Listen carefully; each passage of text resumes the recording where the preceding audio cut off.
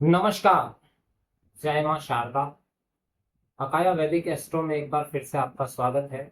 मैं हूं पंडित श्याम उपाध्याय और आज मैं उपस्थित हुआ हूं इस वर्ष का यानी कि 2026 का सबसे बड़ा राशि परिवर्तन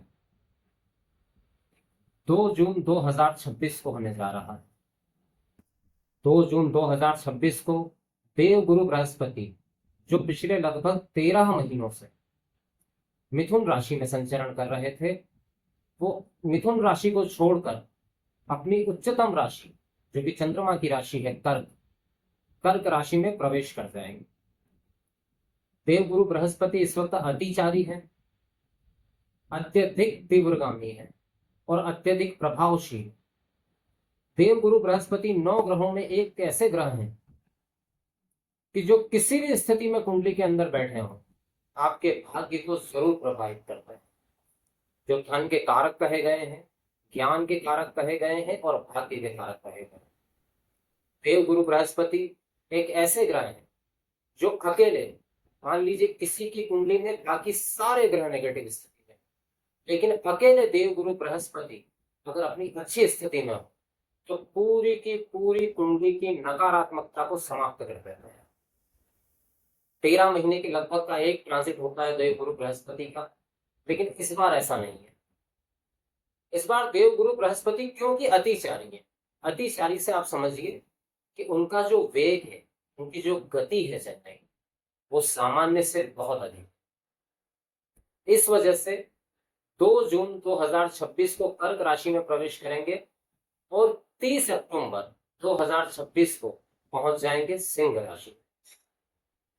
काफी कम समय में ही सिंह राशि में पहुंच जाएंगे। आमतौर पे देवगुरु बृहस्पति का जो ट्रांजिट होता है वो 13 महीने के लगभग का होता है। अब कर्क राशि में जब देवगुरु बृहस्पति पहुंचेंगे तो कुछ राशियों के लिए अत्यंत लाभदायक सिद्ध होंगे, कुछ के लिए सामान्य है और कुछ को थोड़ी बहुत सावधानी रखनी। हालांकि देवगुरु बृहस्पति का अपनी उच्च राशि में गोचर करना ज्यादातर फायदेमंद ही है, नुकसान तो बहुत कम लोगों। वैश्विक स्तर पर भी देवगुरु बृहस्पति का अपनी उच्च राशि में पहुंचना कहीं ना कहीं, ये जो अभी युद्ध की विभीषिका चल रही है, बहुत सारे तनाव जो चल रहे हैं, उसमें सुधार की संभावनाओं को देने वाले, कहीं ना कहीं न्यायगत व्यवस्थाओं को देने वाले देवगुरु बृहस्पति, ये जो क्राइसिस मचा हुआ है, जैसे अमेरिका और ईरान का युद्ध चल रहा है, इसके अलावा इजराइल का युद्ध भी ईरान के साथ चल रहा है, और भी कई ऐसी वैश्विक आपदाएं जो आई हुई है, इनमें कहीं ना कहीं शांति का भाव लाने का काम यहाँ देवगुरु बृहस्पति कर सकते हैं। तो इस बात की पूरी संभावना है कि 2 जून के बाद जब देवगुरु बृहस्पति अपनी उच्च राशि में होगी तो इन संकटों से मुक्ति कहीं ना कहीं मिलती हुई दिखाई दे रही। राशियों की अगर हम बात करें कि किस राशि के लिए कैसा प्रभाव देने वाले हैं, देखिए सबसे पहले तो मैं यहाँ ये बता दूं कि इस बार मैंने ये जो राशिफल तैयार किया है, ये लग्न और राशि दोनों को मिलाकर किया है। तो मैं जब भी किसी राशि की बात करूं तो ये मान के चलिएगा, क्योंकि आपके जीवन पे जो प्रभाव पड़ता है वो लग्न का भी पड़ता है और साथ ही साथ आपकी जो जन्म राशि है उसका भी। तो इस बार दोनों के समायोजन से मैंने ये राशिफल तैयार किया। तो आप अगर नहीं जानते आपके लग्न के बारे में या आपकी चंद्र राशि के बारे में, तो बड़ा आसान तरीका है। आपके पास अगर आपकी जन्म कुंडली बनी हुई है तो उस कुंडली को खोलिए और देखिए कुंडली के पहले भाव में कौन सा अंक लिखा हुआ है, वो आपका लग्न है, वो आपका लग्न है। और जिस भाव में जिस अंक के साथ चंद्रमा लिखे हुए हैं वो आपकी जन्म राशि। जैसे उदाहरण के लिए मान लीजिए कि आपके पहले भाव में 5 नंबर लिखा हुआ है, तो क्या हो गया, सिंह लग्न हो गया। अब मान लीजिए आपकी राशि जो है वो कर्क ही है, तो चंद्रमा कहाँ लिखे हुए, 4 अंक के साथ, तो वो हो गई आपकी राशि। अगर ये आपके पास में नहीं है जन्म कुंडली, तो आप दिए गए नंबरों पर कॉल करके या मेरे इस वीडियो के कमेंट बॉक्स में आकर के अपनी जन्म तारीख, जन्म समय, जन्म स्थान भेजिए। हम आपको आपका लग्न और आपकी राशि की जानकारी अवश्य ही दे देंगे। साथ ही साथ यहाँ एक बात और बताना चाहूंगा कि ये जो राशिफल होता है ये सामान्य स्तर की बात है। अगर आप कोई बड़ा निर्णय लेना चाहते हैं अपने जीवन में तो उसके लिए कुंडली विश्लेषण अत्यंत आवश्यक है। उसी के आधार पर निर्णय लिया जा सकता है। उसकी वजह ये है कि जैसे मैं मान लीजिए कभी देवगुरु बृहस्पति कर्क राशि में जा रहे हैं, किसी राशि के लिए मैंने बहुत ही अच्छा बताया समय, लेकिन ये इस बात पर निर्भर करेगा कि जन्मकालिक समय में आपकी कुंडली में ग्रहों की स्थिति क्या है, देवगुरु बृहस्पति किस स्थिति में, और इस समय पे आपको दशा, महादशा, अंतरदशा, प्रत्यांतर दशा और नक्षत्रों की स्थिति क्या है, उसके हिसाब से ये अंतिम विश्लेषण पर पहुंचा जा सकता है।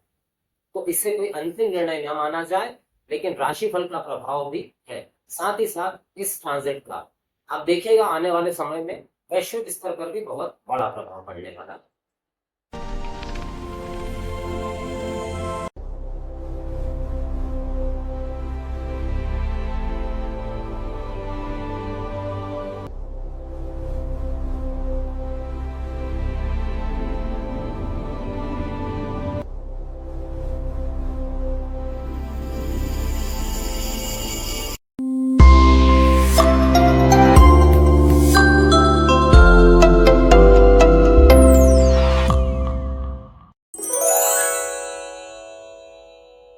धनु राशि देवगुरु बृहस्पति की मूल त्रिकोण राशि मानी जाती है। लेकिन एक अजीब बात यहां पर मैं आपको बताता हूं कि धनु राशि से जब भी देवगुरु बृहस्पति उच्च के होते हैं तो 8वें होते हैं। षणाष्टक योग के साथ उच्च के होते हैं बृहस्पति। तो धनु लग्न, धनु राशि वालों के लिए 8वें भाव में गोचर करते हुए बृहस्पति, जो कि उनकी लग्न या राशि के मालिक हैं, क्या प्रभाव देने वाले हैं। तो कहां कहां के मालिक हो जाएंगे देवगुरु बृहस्पति? लग्न के और चतुर्थ के। चतुर्थ यानी कि माता, भवन, भूमि, इसके। और बैठेंगे कहां? तो अष्टम में। सबसे पहली चीज, अष्टम भावस्थ बृहस्पति व्यक्ति के अंदर ज्ञान के प्रकाश का उदय कराने वाले होते हैं।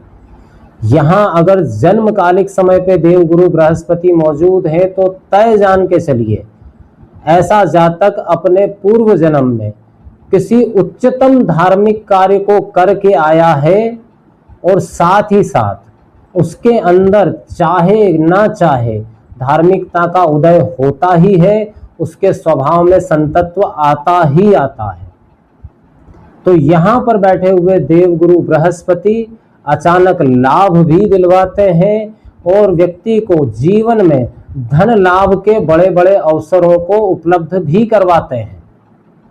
अगर मान लीजिए जन्मकालिक समय पे किसी व्यक्ति के देवगुरु बृहस्पति अष्टम भाव में बैठे हुए हैं तो तय जान के चलिएगा ऐसा व्यक्ति अपने भौतिक जीवन में कितनी भी उन्नति कर ले, लेकिन उसको संतुष्टि धर्म के रास्ते पर ही प्राप्त होती है, धर्म के द्वारा ही प्राप्त होती है। और अपने आयु के समय अंतराल के बाद में उसका जो पूरा फोकस है वो ध्यान साधना आदि में लग जाता है, क्योंकि उसके जीवन का मूल उद्देश्य ही यही है। ये जो जन्म उसका हुआ है उसका उद्देश्य ही अपनी पिछले जन्म की बची हुई साधनाओं को पूरा करने के लिए हुआ है। तो अब यहां पर देखिए धनु राशि वालों के लिए क्या प्रभाव देने वाले होंगे देवगुरु बृहस्पति। सबसे पहली बात, अचानक धन लाभ के देने वाले होंगे। लग्न के स्वामी होकर के अष्टम में बैठे हैं तो थोड़ा स्वास्थ्य का ध्यान आपको यहां जरूर रखना पड़ेगा। विशेष रूप से पेट से संबंधित समस्या आपको ना हो, इस बात का बहुत ध्यान रखना पड़ेगा। अगर गलती से भी आपने शराब या मांसाहार का सेवन किया तो तय जान के चलिएगा लीवर या किडनी से संबंधित समस्या आपको हो सकती है। जो शुगर पेशेंट हैं उन्हें तो बहुत ही खान पान में बहुत ही सावधानी बरतनी होगी। साथ ही साथ यहां बैठे देवगुरु बृहस्पति आपको वो धन दिला सकते हैं जिसके लिए आपने प्रयास भी नहीं किया, जिसको हम कहते हैं ना भाग्यवश प्राप्त हो गया। कुछ लोग होते हैं ना जो कई बार, ज्यादातर हमारा इधर ज्यादातर ऐसे लोग होते हैं जो धन खोदने की फिराक में घूमते रहते हैं। उनको कहीं ना कहीं अंदाजा रहता है कि यार वहां कोई धन गड़ा हुआ, मैं सलाह नहीं दे रहा हूं इस तरीके की कि ऐसा कोई कार्य आप करिए, लेकिन ऐसा कोई कार्य अगर आप करते आ रहे हैं और जन्मकालिक कुंडली में अगर बृहस्पति अच्छी अवस्था में है तो ऐसा कोई गड़ा धन भी इस समय पे धनु राशि वालों को प्राप्त हो सकता है। इस बात की पूरी संभावना बनी हुई है। हालांकि मैं इस बात का पक्षधर बिल्कुल नहीं हूं, मैं कर्म क्षेत्र के तरफ आगे बढ़ने की ही बात करता हूं। लेकिन अचानक से कोई धन लाभ, कोई पुश्तैनी धन लाभ, ससुराल पक्ष से कोई बड़ा धन लाभ यहाँ पर धनु राशि वालों को मिलता हुआ दिखाई दे रहा है।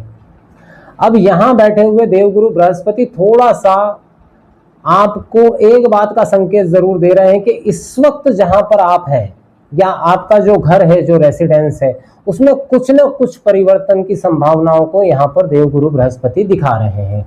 यहां से देवगुरु की पंचम दृष्टि जो जाएगी वो व्यय भाव पर जाएगी।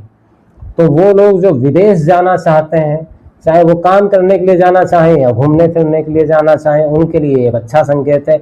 व्यय थोड़ा आपका बढ़ा हुआ रहेगा, लेकिन व्यय किस चीज में होगा, तो धार्मिक कार्यों में आपका व्यय ज्यादा होता हुआ दिखाई दे रहा है।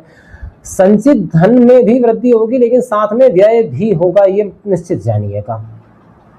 अब यहां बैठे हुए देवगुरु बृहस्पति कुंडली के द्वितीय भाव को देख रहे हैं, जहां की मकर राशि बनी हुई है। अब यहां से दृष्टि जब मकर राशि पे जाएगी तो एक बात तय जान के चलिए कि आज तक जो आपकी वाणी का प्रभाव आपको प्राप्त नहीं हो रहा था, वो कहीं ना कहीं अब प्राप्त होना शुरू हो जाएगा। संचित धन में आपके वृद्धि होती हुई दिखाई दे रही है। कौटुंबिक कलह कहीं ना कहीं समाप्ति की ओर जाता हुआ दिखाई दे रहा है। और देवगुरु बृहस्पति की अंतिम दृष्टि जो चौथे भाव पर है, वो नए वाहन, नए मकान, नए प्रॉपर्टी की प्राप्ति की संभावनाओं को देने वाले हैं। धनु राशि वालों के लिए विशेष रूप से यहाँ कहूंगा, क्योंकि अष्टम भाव में देवगुरु बृहस्पति हैं, अपने अंदर धर्म और धार्मिकता का उदय करिए। आपके लिए सबसे ज्यादा लाभदायक सिद्ध हो सकते हैं यहाँ देवगुरु बृहस्पति।